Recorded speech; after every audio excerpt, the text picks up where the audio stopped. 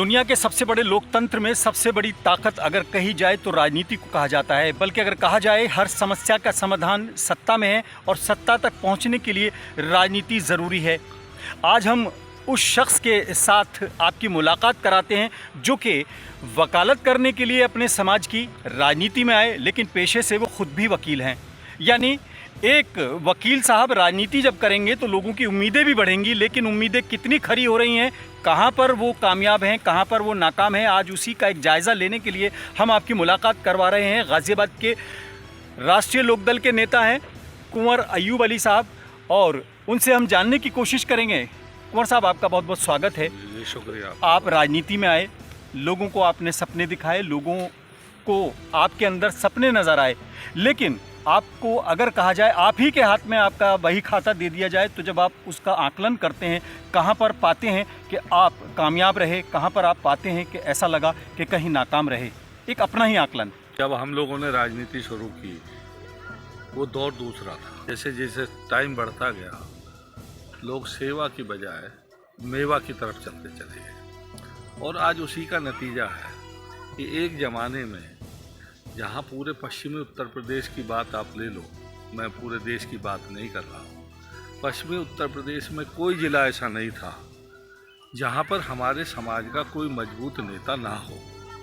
आप सहारनपुर से शुरू करिए, सहारनपुर में रशीद मसूद साहब, मुजफ्फरनगर में सईदुज्जा साहब, अमीर आलम साहब का, मनव्वर भाई, कादिर राणा, मेरठ में आइए आप, मोहसिना किदवाई, मंजूर अहमद साहब, हलीम साहब, सकावत साहब। आप गाज़ियाबाद जैसी जो सबसे कम पॉपुलेटेड मुस्लिम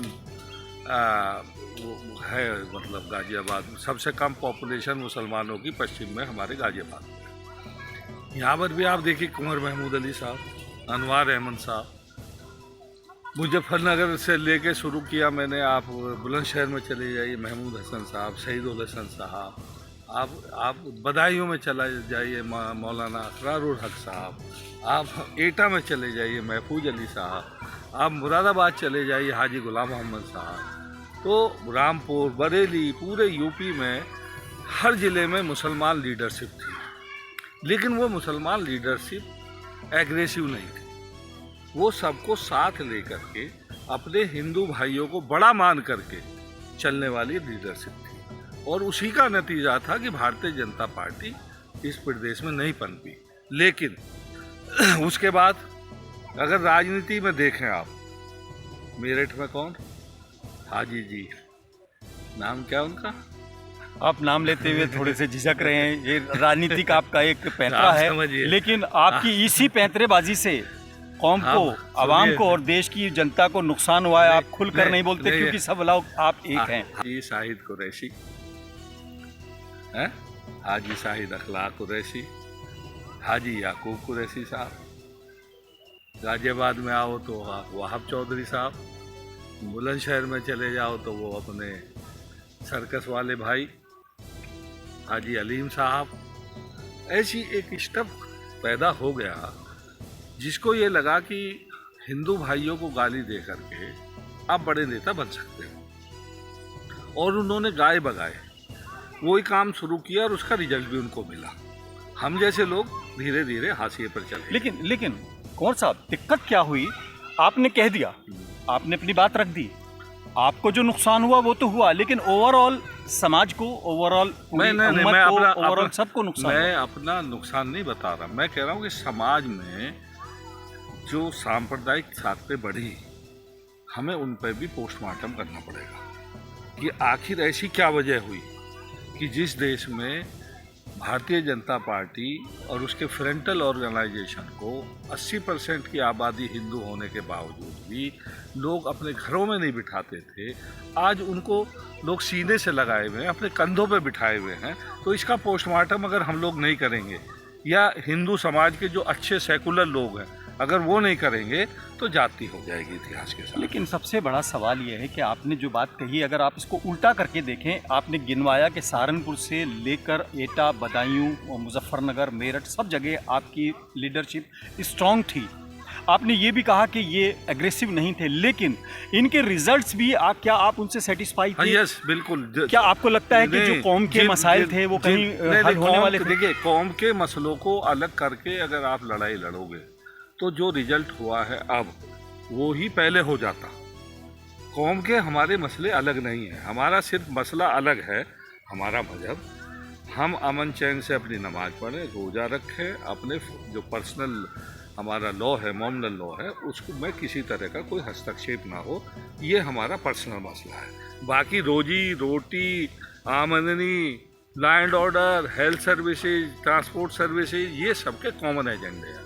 इनको जो हम लोगों ने अलग करके शुरू किया, हमारे कुछ भाइयों ने, वो एक बुनियाद डाली भारतीय जनता पार्टी को मजबूत करने। यानी आपको लगता है कि ये शुरुआत हमारी सो कॉल्ड मुस्लिम लीडरशिप ने किया है, ये बीजेपी का या उस लॉबी का एक ट्रैप था जिसमें हमारी लीडरशिप फंस गई? नहीं, हमारे लोगों ने, देखिए, जब आप कोई भी लड़ाई अगर लड़ोगे, चाहे सामाजिक लड़ाई हो, चाहे वो लड़ाई किसी भी फ्रंट पे हो, आप पॉलिटिकली लड़ाई अगर लड़ रहे हो, आपने अपने जाति मफाद के लिए पूरी कौम को बर्बाद कर दिया। मेरा ये कहना है, पूरी कौम को बर्बाद करने का काम हमारी लीडरशिप के लोगों ने किया। उन्हीं के ऊपर जिम्मेवारी थी, उन्हीं की जिम्मेवारी है कि आज हिंदू भाईचारा बना रहे। मैं कहता हूँ आज भी हिंदुस्तान, खास तौर से हमारे उत्तर प्रदेश में आधे से ज़्यादा हिंदू परेशान हैं। वो नहीं चाहता कि जिस तरह के हालात हैं उन हालातों पर आगे बढ़ा जाए। यानी आपको लगता है कि जो मुस्लिम लीडरशिप है उसकी नाकामी का खमियाजा अकेले मुस्लिम नहीं बल्कि पूरे समाज को भुगतना पड़ रहा है? अरे हमसे ज़्यादा तो वो सेकुलर हिंदू परेशान है, हमसे मुसलमानों से ज़्यादा सेकुलर हिंदू परेशान है। आज उसको गालियाँ ज़्यादा मिलती हैं, आज वो आइसोलेट हो गया। देखिए, मैं कई मिसाल आपको दे रहा हूँ। पश्चिमी उत्तर प्रदेश में जब हम लोग पैदा हुए, राजनीति की समझ हमको शुरू हुई, तो एक बिरादरी है, त्यागी बिरादरी। मुजफ्फरनगर त्यागियों के कब्जे में थी राजनीति, मेरठ में शांति त्यागी कब्जे में थी, गाजियाबाद में केसी त्यागी, राजपाल मंत्री निवाड़ी, ईश्वर दयाल त्यागी, बालेश्वर त्यागी, चाहे वो भाजपा के हो, लेकिन त्यागियों के कब्जे की राजनीति। बुलंदशहर में राकेश त्यागी, ऐसे बिजनौर में बहुत कम आबादी होने के बावजूद भी राजनीति में इनकी रेलिवेंसी। लेकिन भारतीय जनता पार्टी के उदय के बाद अकेले आप त्यागी को ना कहें, अगर आप हरियाणा में जाएंगे तो वहाँ जाट बाहुल होने के बावजूद वहाँ पे गैर जाट के नारे पर अगर भाजपा जीत जाती है तो आप ये देखिए सामाजिक परिवर्तन कहें इसको या कहीं विपक्ष की नाकामी कहें? मैं जो है, मेरा कहने का मतलब ये है, मैं आ रहा था उसी पॉइंट पे कि लोगों ने हिंदुत्व के चक्कर में अपनी राजनीति को बर्बाद कर दिया। आज जिन लोगों का जो राजनीतिक हैसियत वाले लोग थे उनकी राजनीति खत्म हो गई है। राजनीति हिंदुत्व के नाम पर ऐसे लोगों पे हाथ में चली गई है जिसको ये आज जैसे दौर होता है ना, एक दौर मुसलमानों का दौर था, एक दौर जो था अशोक सम्राट का दौर था, एक दौर 200 साल अंग्रेजों का दौर था। अब जो दौर है ना, ये डबल बी का दौर है। Double B, you know double B? Please explain. Double B का मतलब है बी से बनिया और बी से ब्राह्मण। बनिया इस देश की पूरी संपत्ति का बहुत बड़ी तादाद में बनिए पे कब्जा है। बनिया का सत्ता में पूरी तरीके से कब्जा है। ये पहली सरकार है, देश का प्रधानमंत्री बनिया, देश की लोकसभा का स्पीकर बनिया, देश का गृह मंत्री बनिया, देश का स्वास्थ्य मंत्री बनिया, देश का रेल मंत्री बनिया, देश का जो पीयूष गोयल है वाणिज्य मंत्री बनिया। लेकिन कुंवर अयूब अली साहब, आप आरएलडी के नेता हैं, अगर ये देश की सरकार बनियों की सरकार है तो नीचे कंधा आपने भी लगा रखा है। देखिए, बात सही है आपकी। राजनीतिक परिस्थितियां जिस तरह की पैदा हो गई हैं देश में, उन राजनीतिक परिस्थितियों में लड़ने की ताकत हम लोगों में नहीं रही। उसमें हम भी जिम्मेवार हैं, हमको इसको थोड़ा ही मानते हैं कि राजनीतिक परिस्थितियों में अगर हम लोग मजबूती के साथ, सिद्धांत की तो कोई राजनीति हो नहीं रही। राजनीतिक परिस्थितियां ऐसी हो गई हैं कि आप कोई आदमी संघर्ष की स्थिति में नहीं छोड़ा है। नहीं, आप ये देखें कि आपके आदर्श हैं चौधरी चरण सिंह जी, जो कि संघर्ष के पर्याय हैं, किसानों के मसीहा हैं, लेकिन आज उन मुद्दों पर आप समझौता करके कहीं ना कहीं उस सरकार को कंधा दे रहे हैं जिसका अभी आपने एक्सप्लेनेशन दिया। मैं उस नाम को हम नहीं लेना चाहेंगे, लेकिन आपने कहा कि ये भी वो भी है, तो ये क्या है? आप मतलब हार मान गए हैं, या आप सत्ता के लालच में बिल्कुल यानी आंखें मूंद रहे हैं? अगर आप परिस्थितियों से समझौता करोगे, आप जो हालात हैं उनको ईमानदारी से आप उनका पोस्टमार्टम नहीं करोगे, क्या ये मैंने गलत कहा कि ये देश की पहली सरकार है जिसमें बनिया डोमिनेट कर रहा है? क्या ये मैंने गलत कहा कि क्या जो देश का पैसा है वो बनियों के पास है? क्या ये मैंने गलत कहा कि जो धर्म है, हिंदू धर्म हमारे हिंदू भाइयों का, वो ब्राह्मणों के कब्जे में है? क्या जो सरकार में है, क्या ये मैंने गलत कहा कि सरकार में जो साझेदारी है वो 60 और 40 की है, डबल बी की? ये क्या मैंने ये गलत कहा? देखिए, गलत और सही करने का, हमें जज करने का अधिकार मीडिया को कम से कम नहीं है। हम एडिटोरियल कमेंट भी बहुत लिमिट से कर सकते हैं, लेकिन जो जज है हमारे देश में वो आवाम है। हमारी देश की आवाम ने आपको ऐसी जगह लाके खड़ा कर दिया है कि अब आप संघर्ष के बजाय समझौते की बात करते हैं। किसान बिलबिला रहा है कि उसके गन्ने की कीमतें नहीं मिल पा रही हैं, उसकी जो लागत है वो नहीं आ पा रही है। हालांकि वादे किए जा रहे हैं कि हम दुगनी आय करेंगे, ये तमाम चीज़ें हो गई, लेकिन आप सारथी बनकर वहाँ पर खड़े हैं। आपको क्या लगता है इसके लिए दोषी कौन है, किसान या जो सच्चाई है जी राजनीति में हम लोगों की क्या हैसियत है वो आपको अंदाजा है। लोकदल को किसने कमज़ोर किया? किसान ने कमज़ोर किया। लोकदल आती आज अगर हालत हुई है तो कोई किसान हम लोगों को छोड़ करके भाजपा में चला गया हमारे से पहले, जो आज हमें कह रहे हैं कि साहब ये हो गया वो हो गया, तो वो तो हमसे पहले चला गया था। लेकिन मैं एक बात बताऊं आपको खालिद जी, लोकदल ने ख़ास तौर से इस प्रदेश में, यूपी में, इन सांप्रदायिक शाखों को हमेशा अगर मजबूती से टक्कर देने का काम किया तो वो लोकदल ने किया।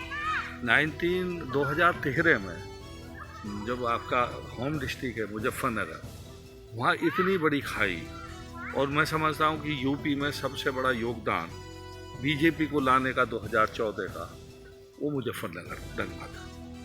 और उस दंगे को की खाई को पाटने का काम अगर किसी ने किया तो वो लोकदल ने किया। कुंवर साहब, आपकी बात को अगर मैं थोड़ा सा कहूँ, आपको लगेगा कि मैं आपका फेवर कर रहा हूँ। चौधरी अजीत सिंह जी और चौधरी चरण सिंह जी, ये दो नाम खास तौर से ऐसे हैं, मैं नए चेहरे को नाम भले ही ना दूं, लेकिन ये दो चेहरे ऐसे हैं जिनके बारे में कहा जाता है पॉलिटिकल हलके में भी कि करप्शन में ज़्यादा इनका नाम नहीं आया, और सांप्रदायिक भी ये लोग नहीं थे, और सेकुलर एक इमेज को लेकर चले। लेकिन ऐसे ही चेहरों से और ऐसे ही लोगों से लोग उम्मीद भी करते हैं, तो वो उम्मीदें कहाँ टूटी हैं, कहाँ पर आपको लगता है कि आप फेल हुए हैं? क्या इसको स्वीकार करने में आपको झिझक होती है? आजकल जो लोग, मैं भी देखता हूँ कि सोशल मीडिया पे या हमारे आप जैसे मित्र भी जो हमारी खिंचाई कर रहे हो, क्योंकि आप लोगों को लोकदल से उम्मीद बहुत ज़्यादा थी, और आप जानते थे कि सिर्फ लोकदल के लोग ही मजबूती से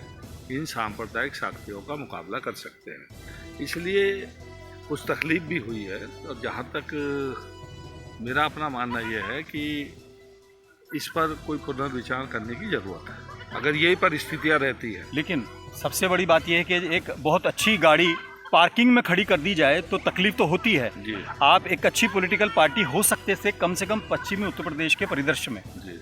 और लोग उम्मीद जताते रहे। आज आप उन मुद्दों पर खामोश हैं जिन पर आपको बोलना था। सड़कों पर आपकी कम्युनिटी में, कम्युनिटी इसलिए बोल रहा हूँ जिस समाज से आप ताल्लुक़ रखते हैं, मैं आरएलडी के लिहाज से बात करता हूँ, और आरएलडी ने आपको एक चेहरे के तौर पर भी, मुस्लिम लीडर के तौर पर आपको सम्मान भी दिया, लेकिन आज आरएलडी उन मुद्दों पर खामोश है जिन पर मुस्लिम समाज ख़ास तौर से बिलबिलाता हुआ नज़र आ रहा है। हालांकि मैं पिछली किसी सरकार को भी क्लीन चिट नहीं दे रहा हूँ, अगर मेरठ, मलियाना, हाशिमपुरा की बात करें तो कांग्रेस के खाते में वो जुल्म जाते हैं, लेकिन आज की वर्तमान स्थिति में आपकी खामोशी से, खास तौर से मुस्लिम समाज, वक्फ बिल पर भी आप खामोश रहे, आपने कंधा दिया, आपने कहा हमने मजबूती से सांप्रदायिक ताकतों को रोका, लेकिन आप तो अब खुद अपना कंधा इस्तेमाल करा रहे हैं। लेकिन देखिए, ऐसा है कि परिवार में जो हेड होता है, जो मुखिया होता है, उसके कुछ निर्णय से हो सकता है कि हम लोग ऐसा करें। वक्फ बिल का जहाँ तक ताल्लुक है, मेरी निजी राय है कि इस वक्फ बिल ये मुसलमानों के खिलाफ बिल है, और इस पर वक्फ बिल पर हम लोगों को स्टैंड लेना चाहिए था। लेकिन अगर पार्टी ने उसका समर्थन किया है तो इसका मतलब ये नहीं है कि हम पार्टी की लीडरशिप से किनारा कर लें। अगर आप किनारा करके बैठ जाओगे, आज इश्यूज और बहुत हैं। आज देखिए, ईमानदारी से देखिए, पश्चिमी उत्तर प्रदेश में जिस तरह की सरकार चल रही है, लोकदल के किसी भी जात आदमी पर कोई जाति नहीं है, या लोकदल के जो समर्थित इलाके हैं वहाँ कोई हिंदू मुसलमान वाली बात नहीं। लोग अमन चैन से रह रहे हैं। हमारे जितने भी एमपी हैं, एमएलए हैं, पॉलिटिकल पार्टी के हमारे लोग हैं, वो ईमानदारी से मुस्लिम के साथ कंधे से कंधा मिला करके खड़े हैं। कुंवर साहब, आपने बड़ी अजीब बात कही कि लोकदल के लोग सुरक्षित हैं, वो अमन चैन से हैं, लेकिन जुमे में आप ड्रोन लगाकर ये निगरानी करते हैं कि कोई अपनी छत पर तो नमाज नहीं पढ़ रहा, और आप एक त्यौहार पर आप हथियार लेकर, तलवारें लेकर और बंदूकें लेकर आप पूरी तरह से शक्ति का प्रदर्शन कर रहे हैं। हम लॉ एंड ऑर्डर पे नहीं जा रहे। देखिए, हम आपकी उस बात को कह रहे हैं, हमने कभी उसका समर्थन नहीं किया। आप देखिए, जयंत चौधरी ने, चाहे जब आपका कांवड़ यात्रा चल रही थी, जयंत चौधरी ने जब भी कहा कि साहब ये जो दुकानों पर नाम है ये गलत है, आप समझ लीजिए। जयंत चौधरी ने अभी जब मेरठ के एसएसपी ने एक आदेश निकाला कि साहब मस्जिदों के ऊपर या अपने मकान के ऊपर नमाज नहीं पढ़ेंगे, तो तब भी उसको प्रोटेस्ट किया। लेकिन जो समझदार और सभ्य लोग होते हैं, उनके विरोध करने का भी सभ्यता का एक तरीका होता है। जो इलिटरेट लोग होते हैं, जो प्रोवोक करते हैं, मुसलमान एक्चुअली क्या है, मुसलमान जो है जज्बाती बातों को पसंद करने लगा। मुसलमान जो कायदे करीने की बात है उसको, उस पर बहस करने को तैयार ही नहीं है। मुसलमानों को अगर जो अपने जो पढ़े लिखे लोग हैं उन पर भरोसा नहीं रहा, मुसलमान उनकी बात को सुनने को तैयार नहीं है। देखिए, मुस्लिम समाज को दोष देना बहुत आसान है। नहीं, हम दोष और नहीं बड़ी आसानी से दोष दिया जा सकता है। हम भी मानते हैं कि कई बार हमें भी समाज से शिकायत होती है, लेकिन अपने समाज से शिकायत करके हम अपनी जिम्मेदारियों से अगर भागने लगेंगे तो शायद बड़ी नाइंसाफी होगी समाज के साथ। जहाँ तक व्यक्तिगत बात है, व्यक्तिगत अगर मैं, आप भी जानते हो, मैं भी जानता हूँ, और मैं दावे के साथ कह सकता हूँ कि मैंने अपनी कौम के लिए जो एमपी एमएलए ने लड़ाई नहीं लड़ी, वो कुंवर अय्यूब अली ने गाजियाबाद में लड़ी है। अब मुझसे बहस कर सकता है कोई भी आकर के। अब मैं तर्क के साथ कह सकता हूँ, मैं पढ़ा लिखा वकील आदमी हूँ और मैं तर्क के साथ बात करता हूँ, और जिसमें तर्क करने की क्षमता नहीं होती ना, वही आदमी गाली गुफ्तार पे आता है। आपसे कड़वी कड़वी बातें करिए, मीठी बात करते हैं। आपको जो है इनाम के तौर पर, जिसे कहते हैं ना, पहले राजा महाराजा खुश होते थे तो अपने गले से हार उतार के ऐसे इनाम में बख्श देते थे। आपको मंत्रालय मिला है, और मंत्रालय राष्ट्रीय स्तर पर मिला है। मंत्रालय बड़ा इम्पॉर्टेंट है। देश में बेरोजगारी की समस्या बहुत बड़ी है, और आपको स्किल डेवलपमेंट मिला है। सबको आप जो चाहे दें, लेकिन आप जिस तबके से, जिस समाज से आप ताल्लुक़ रखते हैं, उसके लिए आप अपने नेता से कितनी वकालत कर पा रहे हैं, कितनी उम्मीद रखी जाए। ये बताइए, स्किल डेवलपमेंट जो है वो, उसमें सबसे ज़्यादा ज़रूरत और सबसे ज़्यादा काम कौन लोग करता है? हमारे सैफी समाज के लोग, हमारे सलमानी समाज के लोग, हमारे कुरैशी समाज के लोग। ये अगर मुसलमान तो जिंदा ही स्किल पे है भाई। आप एक नई प्रॉब्लम क्रिएट कर देंगे, फिर आप पे भी तुष्टीकरण का आरोप लग जाएगा, और जो थोड़ा बहुत काम हो रहा है वो भी रुक जाएगा। लेकिन मुसलमान तो जिंदा ही स्किल पे है इस देश में। मुसलमान कुछ सरकारी रहमो करम पर जिंदा नहीं है, मुसलमान अपने हाथ की दस्तकारी पर ही जिंदा है। जो चाहे अब्दुल को कोई पिंचर लगाने वाला बोल रहा था, अब्दुल को जो फल बेचने वाला बोल रहा था, आज उसी की बदौलत जो है वो जिंदा है। कुंवर अय्यूब अली साहब, माना कि आप एक तेज़ तर्रार वकील भी हैं और पॉलिटिशियन भी हैं, ये एक जिसे कहते हैं ना, करेला और नीम चढ़ा या सोने पे सुहागा। सवाल ये है कि अब्दुल अगर पंक्चर लगाने वाला था, वो पंक्चर लगाने वाला ही रह गया। उसकी 3 पीढ़ियां पंक्चर लगाने वाले रह गई। उसको आपने किसी टायर की एजेंसी तक पहुंचाने का काम किया कि नहीं किया? उसको आपने उस लाइन से निकालकर वहां पर मेन स्ट्रीम में लाने का काम किया नहीं किया? मेरा सवाल ये है। अंग्रेजी में कहावत है, God helps those who helps themselves. जो लोग अपनी मदद करते हैं, खुदा भी उन्हीं की मदद करता है। यानी आपको लगता है कि समाज को, खासतौर से मुस्लिम समाज को, अपने बदलाव के लिए अब सोचना चाहिए? नहीं, आपकी तरफ उम्मीद की नजर से न देखें। नहीं, सबको देखना चाहिए, सबको करना चाहिए। और जिसका समाज कमजोर होता है, वो नेता कितना ही बड़ा हो जाओ, आप समझ लीजिए, नेता समाज से होता है, समाज नेता से नहीं होता है। यानी आपको लगता है कि आप जो कमज़ोर हुए हैं वो समाज की वजह से, अपनी, जिसे कहना चाहिए पॉलिटिकल गलतियों की वजह से नहीं हुए? नहीं, पॉलिटिकल गलती होना ना होना एक अलग चीज़ है। चुनाव में हार होना, जीत होना एक अलग चीज़ है। इस देश में बड़े बड़े लोग चुनाव हार गए। डॉक्टर राम मनोहर लोहिया कभी चुनाव नहीं जीते, डॉक्टर मनमोहन सिंह जैसा आदमी कभी चुनाव नहीं जीता। ऐसे बहुत लोग हैं जिन्होंने कभी, प्रणब मुखर्जी कभी चुनाव नहीं जीते। तो चुनाव जीतना या चुनाव हारना, लेकिन मेरा मानना यह है कि नेता को हमेशा सच बात कहनी चाहिए, हमेशा नेता को ईमानदारी की बात कहनी चाहिए, अपने समाज के लोगों को सही रास्ता दिखाना चाहिए, अपने समाज के लोगों का नुकसान नहीं होना चाहिए। अपनी जाति मफाद के लिए पूरी कौम को बर्बाद करने का अधिकार हमें नहीं है कि मैं एमएलए बन जाऊं। यह एमपी एमएलए बनने का समय नहीं है, ये कौम को बचाने, कौम को सही रास्ता दिखाने का समय है। मेरा आखिरी सवाल है, हालांकि उसमें अगर आप चाहें तो कुछ ऐड ऑन कर सकते हैं। आपने भी कहा कि हालात ऐसे हैं कि आपको समझौता करना पड़ा, यानी आपकी गाड़ी पार्किंग में खड़ी हो गई है। गाड़ी बहुत कीमती हो सकती है वो, लेकिन पार्किंग में खड़ी है। कब बाहर निकालेंगे? देखिए, राजनीति में कोई परमानेंट दोस्त, परमानेंट दुश्मन नहीं होता है। राजनीति का इतिहास अगर आप देख लो, जो आज सबसे बड़े भारतीय जनता पार्टी के पैरोकार हैं, वो ज़्यादातर कांग्रेस से निकले हुए लोग हैं, जो सेकुलर पार्टी है कहती है। सेकुलर पार्टी का एक आज की डेट में उनके पास ट्रेडमार्क है। लेकिन कोई भी उठा करके देख लो, आसाम का चीफ मिनिस्टर कांग्रेस का, माधवराव सिंधिया का लड़का कांग्रेस से निकला हुआ। आप जितने बड़े बड़े नेता हैं, आप भी रहे कभी, वो देखिए, मैं आपकी भी शुरुआत कांग्रेस से मैं थी। कह रहा हूँ कि परमानेंट चीज़ें नहीं होती हैं। राजनीति परिस्थितियों का हालात जैसे होते हैं। बहरहाल अभी जो वक्त बिल पर आपने खामोशी से सपोर्ट किया है, लोग कह रहे हैं कि नहीं, अब आपने वहाँ बार्गेनिंग ये की है कि किसी मुस्लिम को कोई बड़ा उत्तर प्रदेश में ऐसा पद दिया जाए, नहीं, और ऐसा कुछ। तो क्या ये आगे समझौता चलता रहेगा? कहीं आप थोड़ी बहुत आँख वाँख भी दिखाएंगे? मेरा कहना यह है कि वक्फ बिल मुसलमानों के खिलाफ है। मैं निजी तौर पर इस बिल के खिलाफ हूँ, मेरा व्यक्तिगत सवाल। लेकिन अगर आपस में कोई किसी चीज़ पर कोई खिलाफत होती है तो उसका मतलब पार्टी से बगावत नहीं होती है। पार्टी के फोरम पर अपनी बात करेंगे, पार्टी के, और उसको जो परिस्थितियां हैं, एक ना एक दिन हालात बदलेंगे, राजनीति बदलेगी, और फिर देश में जिस तरह का वातावरण है, आप मुझे देखिए अगर ईमानदारी से काम करेंगे तो लंबी बहस हो जाएगी, आपका टाइम भी बहुत वेस्ट हो जाएगा। आप ये देखिए कि जिस तरह के जब जयंत चौधरी और अखिलेश यादव जी दोनों साथ गठबंधन में थे, तो गठबंधन धर्म निभा था।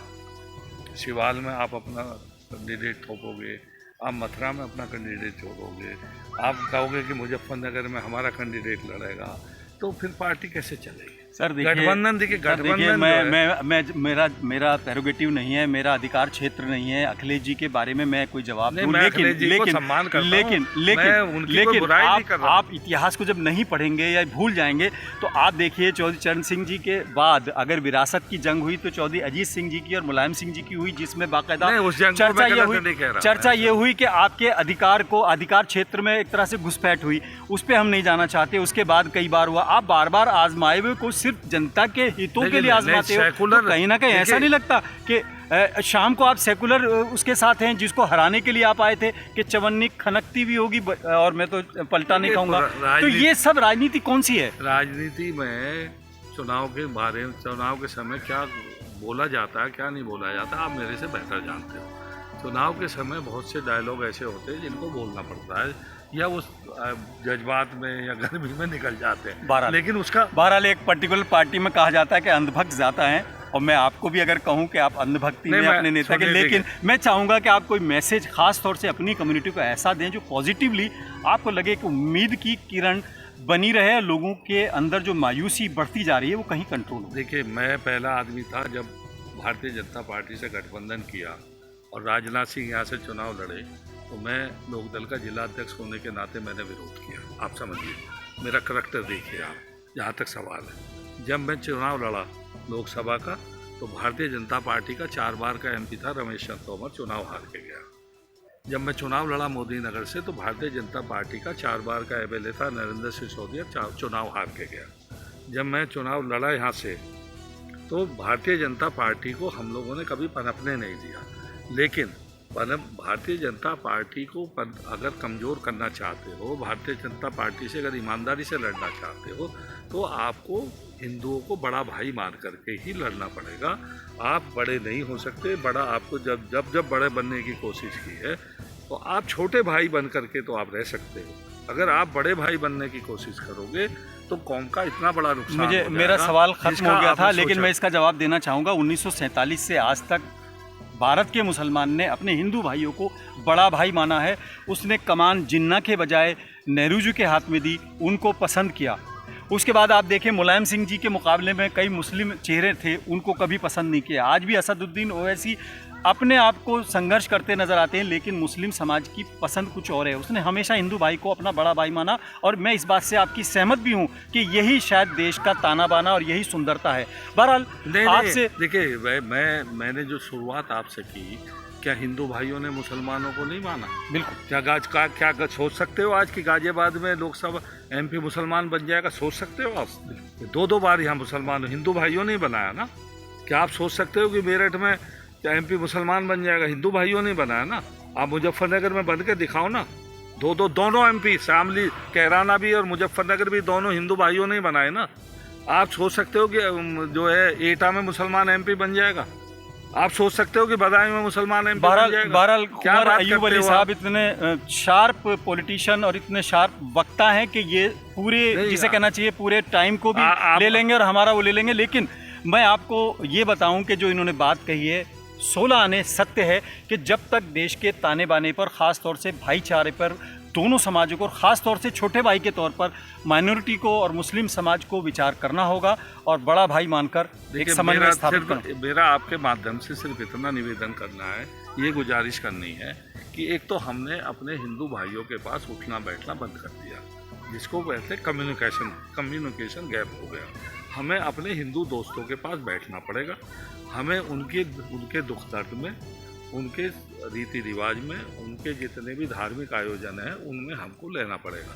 क्या बुरा मत मानना, अगर कोई हमारे बीच में हिंदू नेता आता है तो क्या ज़रूरत है कि हम उसको गोल टोपी उड़ाएंगे? क्या ज़रूरत है कि हम उसको लाल रुमाल उड़ा करके और जो है गोल टोपी उठा करके उसका फोटो छापेंगे? हमें करना ये चाहिए कि हम कहते हैं कि कोई हिंदू नेता हमारे बीच में आए, हम कहें कि उससे भाई तिलक लगा के आओ। आप अपने हिंदू धर्म के हिसाब से आओ, और जो अच्छा हिंदू है उसका सम्मान करो। भाई हिंदू भी तो 2 तरह के हो गए इस देश में। बहरहाल कुंवर साहब, मैं आपसे इजाजत इसलिए चाहूंगा कि ये सुनिए पहले, एक देखिए, एक तो अदालत में भी आप यही करते हैं, राजनीति में भी यही कर रहे हैं क्या? हिंदू जो है, हिंदू धर्म में भी लड़ाई है वैचारिक रूप से। हिंदू धर्म में एक तो हिंदू धर्म के नाम पे जो दुकान चलाने वाला हिंदू है, एक जो एक्चुअल हिंदू है, जो हिंदू धर्म के साथ साथ दूसरे धर्मों का सम्मान करता है। तो जो सच्चा अच्छा हिंदू है उसका हम सम्मान नहीं करेंगे तो वो उस नकली हिंदू से कैसे लड़ेगा? तुम और हम नहीं लड़ सकते, उसे ही लड़ना पड़ेगा। बहरहाल आपने बहुत मार्मिक, और जिसे कहना चाहिए बहुत पॉइंट की बात कही है, और इस पर अगले किसी प्रोग्राम में हम फिर बात करेंगे। लेकिन लब्बे लुबाब यही निकल कर आया है कि समाज को भी एक बार अपने गिरेबान में झांकना होगा और जो कम्युनिकेशन गैप है उसको दूर करना पड़ेगा। बहुत बहुत शुक्रिया के साथ फिलहाल आज़ाद खालिद को इजाज़त। शुक्रिया साहब।